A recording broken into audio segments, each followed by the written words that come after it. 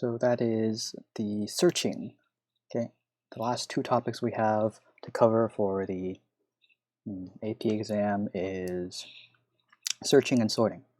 Then we'll be done. After that, it's a review, preparing you for the AP exam, late May, early June-ish. Still unsure, waiting for confirmation on when that will be for Lowell. And so we're right here, searching. Due this Friday is a coding bat problem set related to searching. Searching 2 is due the following Friday, next Friday. You can get a head start on these coding bat problems if you want. As long as you're signed in, your progress will get saved. Now, don't think the problems we selected will be modified between now and 2 weeks. There will be one coding related assignment for searching and sorting that will be due on the 19th when things get more complicated with sorting and searching objects. Yeah, it'll take us a couple days to get here. And for my class specifically, there's always your weekly reflections. We'll start introducing sorting from a couple lecture videos from Harvard CS50. A guy talks to you and shows you some code and walks you through a couple of examples. Then we'll spend a couple minutes clicking through a widget, practicing the searching of linearly and binary searches. We'll click through to practice those algorithms, and then we'll have a couple slides comparing and contrasting and another coding example. All right, thumbs up to ensure that the sound is working. I think it's something that you probably do more often than you think. Obviously, every time you open up a web browser and search for a web page, or search for your friends on your favorite social networking site, you're searching. But that's just a small part of the searching that you do on a daily basis. When you want to find that one blue shirt in the closet, or that perfect red blouse for the occasion, you're searching. When you go to a store that you've never been to before, and you're looking for the broccoli in the produce aisle, you're searching. What you may have started to notice is that depending on what you're looking for, or how the items are organized when you're looking for them, it has an effect on how you search. For example, if your shirts are hanging in the closet, you could probably just pick it out without much searching. Assuming you have to walk down the aisle to get the broccoli, you probably have to look at all other vegetables before you find that broccoli. Linear search is an example of one such searching method, or algorithm. As the name implies, this method searches from an item in a linear fashion, one after the other. So when you're looking at the results from your favorite search engine, and you read down the list of results, you are using linear search. Okay, let's look at an example. Say we have a list of numbers, 2, 4, 0, 5, 3, 7, 8, and 1. And we're looking for the number 0. Obviously, you can just see that the 0 is in the third position, but a computer program isn't that fortunate. It can only see one number at a time. So starting at the beginning of the list, it only sees the 2. The program then checks, is 2 equal to 0? Obviously not. So it goes on to the next number, 4. Is 4 equal to 0? Nope. The next one, 0. 0 is equal to 0. There we have it. It's in the third position. Okay, let's look at some pseudocode. It's only a couple lines long, but let's look at it one line at a time. First, let's define the function. We're going to call it linear search, and it takes two arguments, key and array. The key is the value we're looking for. So in the previous example, that was the 0. An array is a list of numbers that has all the values that we're going to search. So what we want to do is we want to look at from all positions, so starting at the very beginning of the array to the very end of the array, so the length of the array, look at every single position and check each one. So that's what that for loop is doing. And at each position, we're going to say, is that value at that current position equal to the key that we're looking for? So in the previous example, again, key was 0. So are we saying, is the array at position I, is that equal to 0? If it is, we're going to return I. That's the current position we're at. So in the previous example, that was the third position. If we've gone through the entire array and we haven't found anything, so let's say we're looking for the number 500, which clearly wasn't in that example, we have to return something, and we're going to return -1. And we're just returning -1 because that's a position that does not exist in the array. And so that means when you get it back from a function, it says, okay, I guess I didn't find anything. So that 500 never was there. The nice thing about linear search is that it'll work on any list of items, regardless of how the items are ordered. It doesn't matter where the broccoli is in the produce aisle. As long as you walk down the aisle from the beginning to the end, you're bound to find it, assuming the store hasn't run out of broccoli, of course. But its greatest strength is also its greatest weakness. Say you have a list of 200 numbers that are sorted from 1 to 200.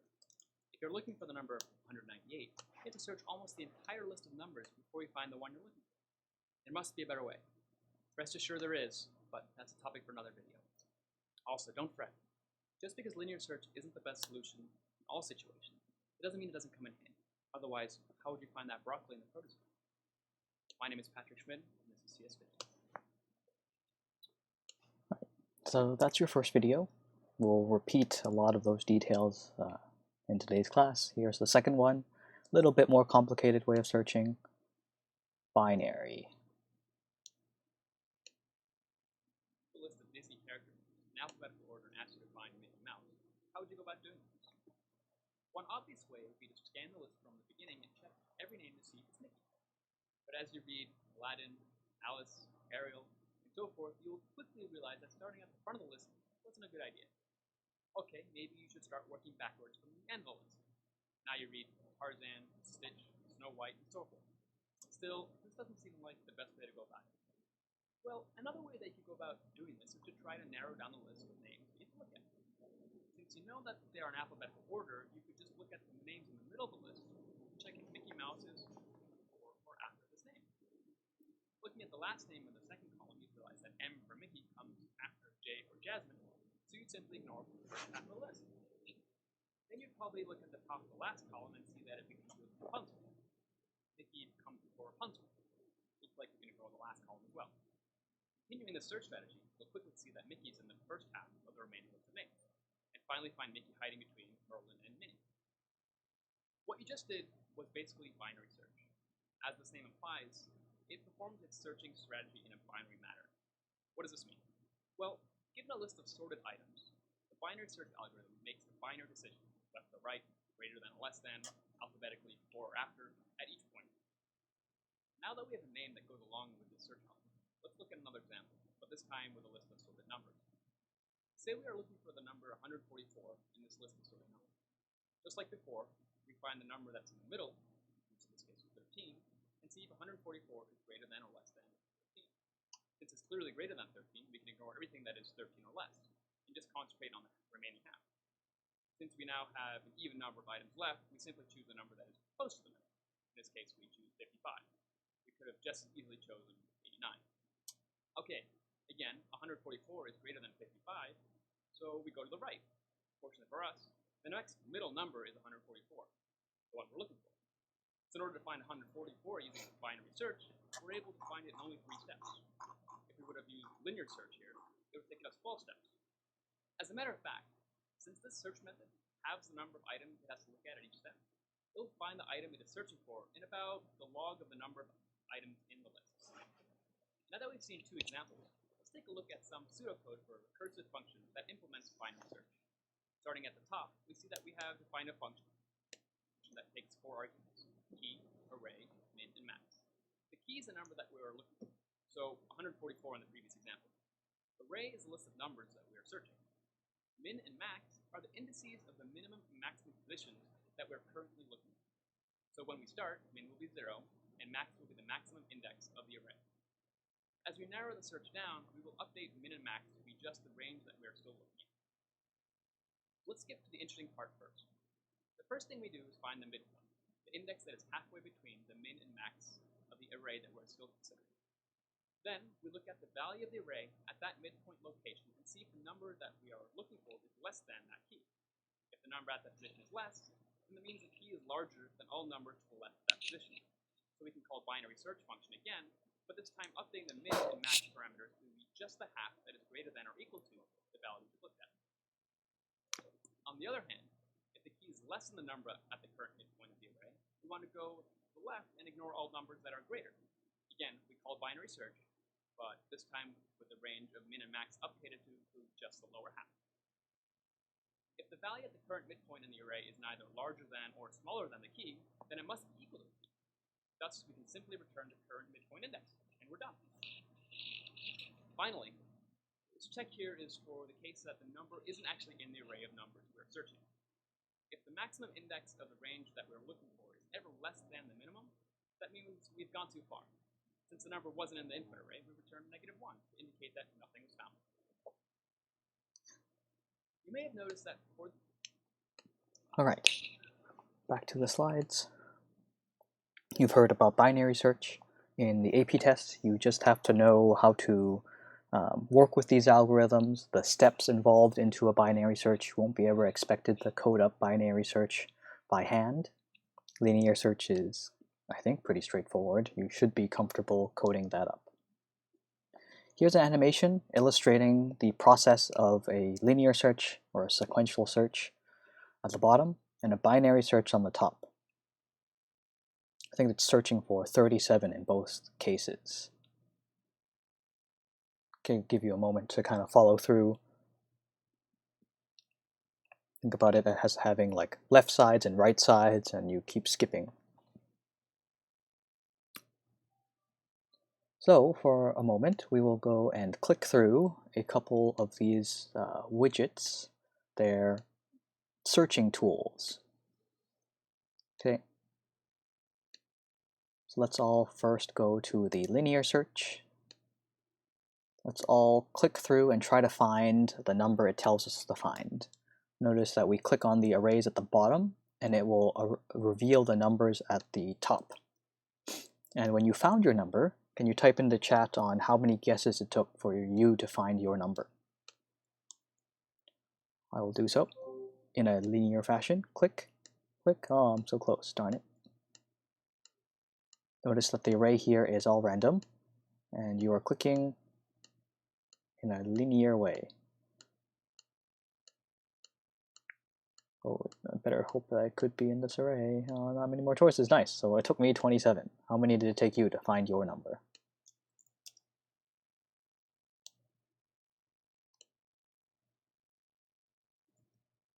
Try the other way. Maybe I'll be more lucky this time.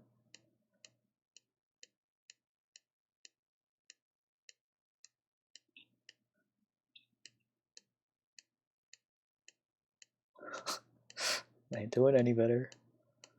Come on. Oh man. 29. Nice. Some people got it in 6. Aha, I got it in 2. Nice.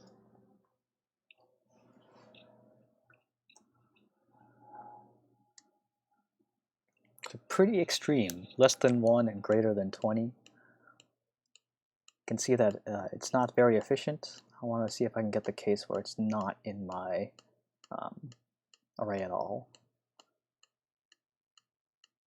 Darn it, 27. Okay, so you get the idea, right? That's linear search. Overall, there's a chance that it could be really fast if my number is close to wherever I started, but for the most part, it takes a long time. And some people like click through the entire array and you wouldn't have found your number. Let's try to follow through with binary search now. This one involves a little bit more thinking. The array is sorted, so it goes from either biggest to smallest or smallest to biggest, one of those orders. I think our first guess will always be position 15, as that is the middle of this 32 integer array. So position 15 is the 16th number. So I start clicking on that, and you'll notice the widget already eliminates a lot of what the left half of the numbers. We're looking for 627. Because it's sorted, we can eliminate that first half, and we know that our number is somewhere here. And I think next is 23. I could be off by 1. Yeah, 7 and 7. No. Yes, I think it is. Okay, so I'm going to guess 23 next. I'm like, oh, the number I revealed was 549. It is less than 627, so I eliminate this new left half. Then I go back and go into the middle once more. I think I'll click 27. Oops, still not there. Go again. I think I'm off. I clicked on something wrong, right? Oh, look at that. It ends up being my last number.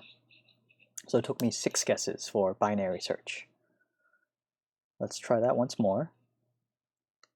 Refresh the page. So starting in position 15, nice. I already eliminated half of it. Middle, is it 23? Or is it 24? As long as I'm consistent with my guessing, I think I'll be okay. Let's try 23. Nope, that's not it. So this time it eliminated the right half. My number is smaller than the number I revealed. I go to 19. Nope. Okay, looks like I did it correctly now. Oh, took me 5 guesses. No, 5 guesses to show that this number is not even in here. I revealed where it should have been. If it was sorted, it would be between these two. And since I revealed both, well, number doesn't exist. Took me 5 guesses to reach that conclusion. One more time, just for practice. First half, nope. Second half, nope. This one. Yeah, 4 guesses. Woo.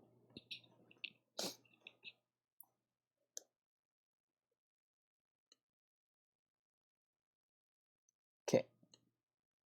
So the difference is, the biggest difference between linear and binary search is that binary search only works for sorted data. It doesn't matter that it's like most efficient. If it's unsorted, you cannot apply binary search. Linear search works with both sorted and unsorted data. The next most important thing is that in terms of efficiency, binary search is usually faster. Not always though, because you could have that case where in a linear search, you lucked out and the number you're looking for was at the beginning or end of your list, depending on where you started. So in general, we say that binary search is more efficient, but that's given that it's sorted. Okay, with this one, I guess it's like the naive approach. You just check every single number till you find it in an organized way. This thing down here gives you some advanced computer science knowledge, big O of n. Think about this like parent functions. This is the linear family of functions. Worst case, you check everything, right? You only need to go through the array once. You can imagine if you're looking for a number inside like a 2D array, it would be like of the n squared family. You have to check each row and each column. Did I say that right? Maybe. It's been a while. So notice the general code for a linear search has a for loop with an if statement inside. Remember to address the case where you don't find your number. That's why it has this return on the outside. Linear search, you do have to know how to code. It's not asking for much. Binary search, be aware of how to step through the process. So when I asked Mr. Simon about, probably no FRQs on this, but there's likely going to be multiple choice on searching and sorting. They may ask you like, say like this person revealed, like right here, right? They got up to 554. Which position should they pick next, 25, 26, or 27? Something like that is fair game with regards to binary search on the AP exam. But you won't have to code it. This is one of your coding map problems, which we'll step through. We'll do so in a linear search. We're looking for the number 37. If we find it, we return true. If it isn't in your list, we return false. We're given an array of scores, so you can imagine one of our first steps will be to write down a for loop, starting at 0, going up to the length of the array, growing by 1, so that we check each number. Then we write our handy-dandy if statement. If we do find our 37, we tell the user, yes, we found it. Specifically, because it's a Boolean, we have to return true. And when we are done running through this if statement, this for loop, when we get to the very end, we haven't found our number, we didn't return true, then we have to tell the user, the number does not exist. Okay, so you have this return false. Now watch carefully as I move to the next slide. What is the very common mistake that is present here? Can someone find it and type what the error is into chat?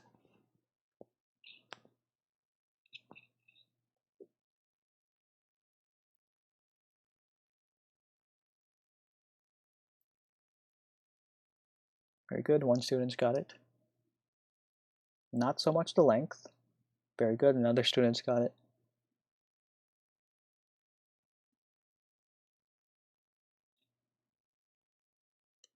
Maybe it would help as I cycle through these two things for you to notice the differences. kind of. Yeah, we're getting there. So what would happen, right, if I give you in a list of like 2 and then 37, two numbers? Would this code run properly and tell me that 37 is in this array of two numbers? Very good.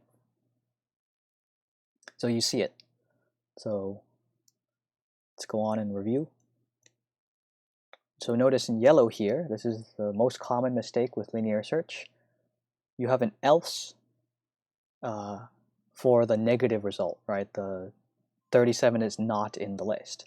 Because you've attached this else to the if statement, this code returns false if the first number is not 37, and that's no good.